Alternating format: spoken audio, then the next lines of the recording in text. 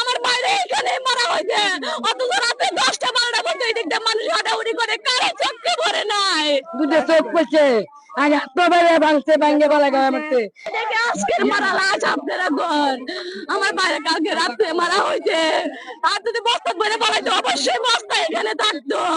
আমার বাইরে এখানে মারা হয়েছে, অথচ রাতে 10টা-12টা পর্যন্ত এই দিকটা মানুষ হাঁটাহুড়ি করে, কারো চোখে পড়ে নাই।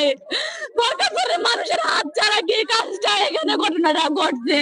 আমার মারে কেনা সান্ত্বনা হয়, এই সরকারের দায়িত্ব সারা আমরা সুষ্ঠু বিচার চাই, যাতে খুলিয়ার চলে এলাকাবাসীদের সবাই মার বুককারি করলে, সন্তানের বুককারি করলে, একটা বোনের বুককারি করলে ওদের কেমন কষ্ট লাগে।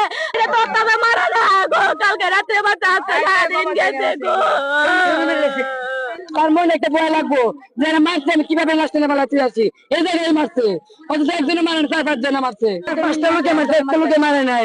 দুটো চোখ পড়ছে আগে এতবারে ভাঙছে ভাঙ্গে বলা গায়ে মারছে। পিছনকে এখানে বাড়ি বাড়ি মারছে, পিছনে একটা গায়ে দিচ্ছে। মোবাইল আছে